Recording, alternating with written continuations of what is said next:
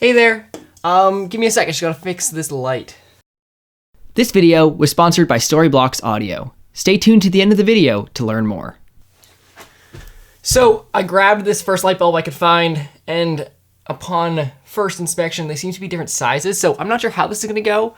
If my house burns down, I guess you guys will see it first.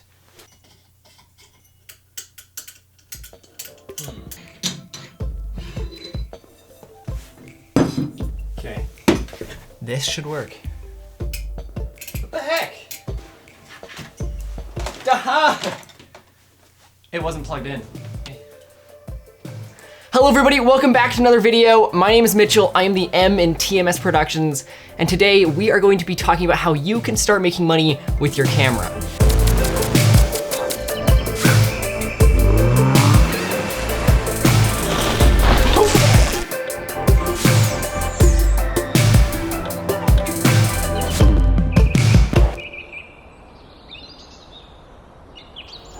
Now, it's a lot easier than you may think. This is actually gonna be a three-part series. The first part's gonna be the kind of jobs that you can do with your camera to start making money. And then the second part is gonna be getting a little more in depth. It's gonna be talking about branding, a little more business stuff, about business cards and kind of some other things like that. And then part three is gonna be like kind of the nitty-gritty details like invoicing, quotation, and contracts and kind of all those kind of things that you need to know for when you're starting yourself a videography or photography business. Everything in this video that I talk about can be applied to both photography and videography as well. I'm just gonna be talking about photography just because it's a little easier to get into, especially if you're new to cameras, but most of these I've done for video work rather than photography work. And without further ado, I guess we'll just get right into it. So step number one to making money with your camera is to get yourself a camera. Now, it doesn't have to be anything super fancy, anything special. This is what I started with. This is a Canon Rebel SL1. It was probably like, I think it was like 700 bucks when I picked it up, and that was brand new. And this is just like a super basic Rebel camera from Canon. It shoots 1080p video at 30 FPS and 720 video at 60 FPS. As long as your camera shoots 1080p video at 30 FPS and also probably takes this thing takes an 18 megapixel camera. If yours does too or greater, you're probably gonna be just fine. Now, I've used this camera for 4 years and I've squeezed every single last drop of life it has out of it. I've used it to its full potential and more. And I recommend you do that too. Get yourself a camera that you can afford and then just learn how to use it, learn how it works inside and out, learn how every setting works. You'll be okay. You'll be able to figure it out and make some money.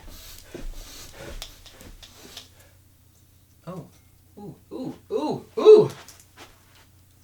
Note to self, don't put your blue lens filter or light filter on the light bulb itself. Ooh, it's hot. Whew. Okay, let's try that again. Ow.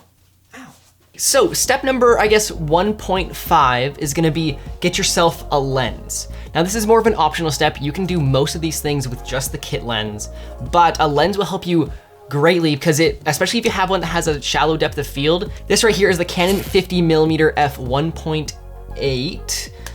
And it's a great lens. They call it the Nifty 50 or the Plastic Fantastic. This is probably about 200 bucks, super budget if you're kind of pinching those pennies. And oftentimes clients, especially if they're not photo-based or don't know very much about photography and videography, they will most likely gravitate towards an image that has a greater depth of field, and to them it'll probably look more high quality. And it's gonna do you just fine. It's gonna pair really nicely with the kit lens that already comes on, say a Rebel like this. I would recommend picking one of these guys up. Step number, I guess, 1.75, build up your Instagram. Now, the reason I say Instagram is that it is a free, easy to find, shareable portfolio in a sense. It's gonna be super easy to get into. You can make an account, you can upload as many photos as you want. And I would recommend, say, making a whole new Instagram, or maybe you could even just start doing this on your own personal Instagram, but try to take higher quality photos. Just go on a little trip somewhere, try to take as nice photos as you can, edit them together, and put them on your Instagram. Now, the reason I say that is because when clients and future clients see your Instagram and they see, oh, you can actually take decent photos, they're more inclined to hire you. So I did this when I first got my camera. I took my Instagram super seriously. I would only post pictures that I thought were really, really good at the time. I would never post photos from like my iPhone or anything like that. They would only be from this camera here. I would edit every single one before I posted it. I would take Instagram super seriously. Okay, so I think that's about all the stuff you're gonna need to start. So camera, lens, a bop, and Instagram. So next I'm gonna get into what you guys can start doing to make some actual money. So I'm gonna preface this with saying, especially at the beginning, you might have to do some of these options that I suggest for free, just so you can build up your portfolio and you can kind of get a background to you and get some experience. Because if you have never done it before and let's say you screw up somehow, like let's say you overexpose every single one of your photos, I don't think that would ever happen. It's kind of difficult, especially if you're checking your photos. But if you do something that's kind of catastrophic and screw up and you are doing it for free, it's no big deal. You can kind of just write it off and move on, and you kind of learn something in the process. But if you're getting paid for it, it becomes a little more high stress, a little more risky, because the client is not gonna wanna pay for something that you kind of screwed up on, or if something catastrophic happened. So just keep that in mind. So option number one to making money with your camera is to shoot weddings or events or anything like that. You can shoot like bar mitzvahs or bachelor parties or pretty much anything that anyone's having, like a birthday, because everyone is having an event like that. Most people do, and especially if they're family, it's super easy to get into, because oftentimes your family, they'll see your Instagram or they'll see that you have a passion for photography or videography, and they'll say, hey, do you wanna come and shoot my wedding? Or do you wanna come and take photos at my birthday party and I'll pay you like 50 bucks or something like that. And even with like weddings, like let's say you go up to your cousin who's having a wedding and say, hey, I would love to shoot your wedding for like 50 bucks to 100 bucks just to build up your portfolio and maybe get just a little bit of money. They could probably say yes. And also you don't have to totally replace the wedding photographer that they already have coming, because that can also be a huge stress, is being the sole provider of content and stuff that they're gonna remember forever. So you could even shoot alongside the photographer, get like 50 bucks to 100 bucks, and especially if they're family, they'll probably be down to paying you just at least a little bit of money. Now, option number two is going to be something that I've actually done myself. It's gonna be shooting real estate. Now, real estate is relatively easy because the house doesn't move, you're not dealing with people, you're not really worried about how someone's posed or anything like that, but it can be a higher barrier of entry just because you do need a house to take photos of. So what you could do is as follows. You go up to your friend who has a nice house, say, hey, can I take photos of your house for free? Who's gonna say no, because it's for free? And then you go to their house for 2 hours, snap like 300 photos, every room, every angle, everything you can think of. Go home, sort through them all, edit them, and post like say only the best ones, the best say 24 or 36 to your Instagram. What you do is you then go and you start emailing real estate agents and say, hey, I'm a photographer, I'm new, I would love to take photos of a house that you need. And every single house that gets sold today, or at least almost every single house that gets sold today, is going to need like photos, or it's gonna need some sort of photos so they can put it on the website and they can advertise it to people and they can show people who aren't necessarily there and people can kind of take a quick glimpse. Now, if they're a new real estate agent or someone who doesn't have a photographer, they will probably say, yeah, you can come and shoot my house. And especially if you offer them a rate that they can't refuse, like let's say at the beginning you start offering yourself like 50 to 100 bucks for 36 photos, then they'll probably be like, yeah, sure, come in, take some photos. Now, this is where Instagram comes into play really easily, because if all the photos are on your Instagram, you email the real estate agent saying, hey, I'd love to take photos, blah, blah, blah, blah, blah, give the whole spiel.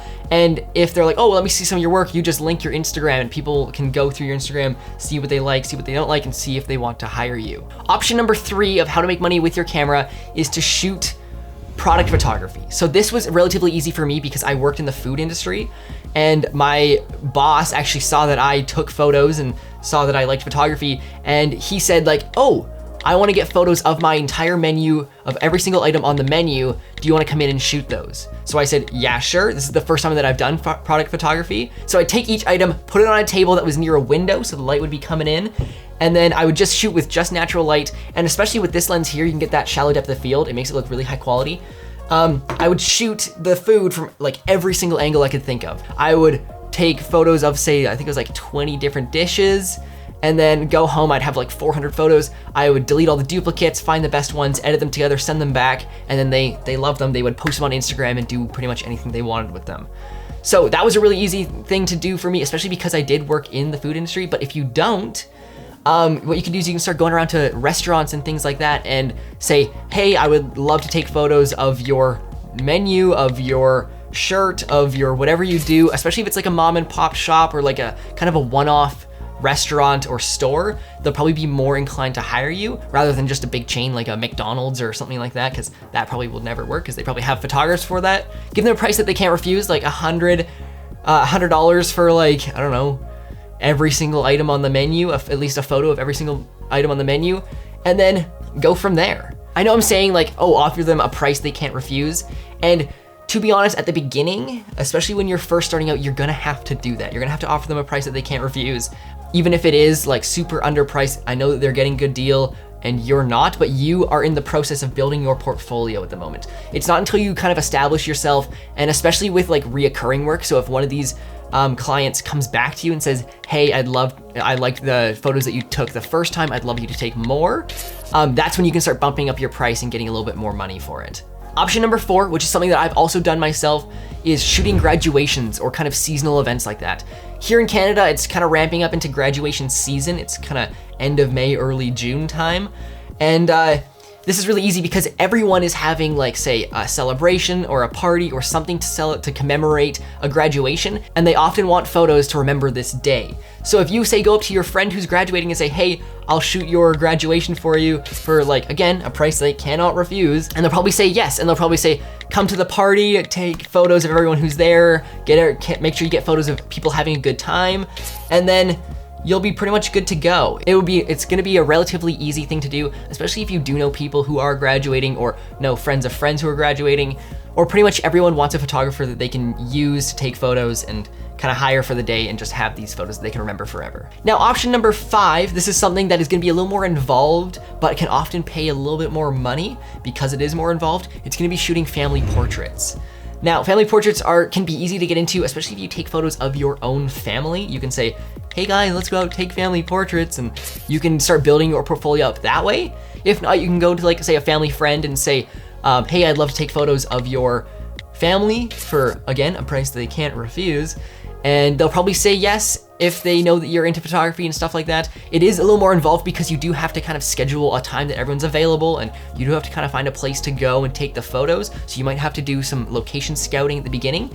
Now, something to note is that with this one, you should probably be a little more confident with your ability before you go out and do this. So let's say you do taking family portraits after you've taken photos of like, say, 2 or 3 weddings before.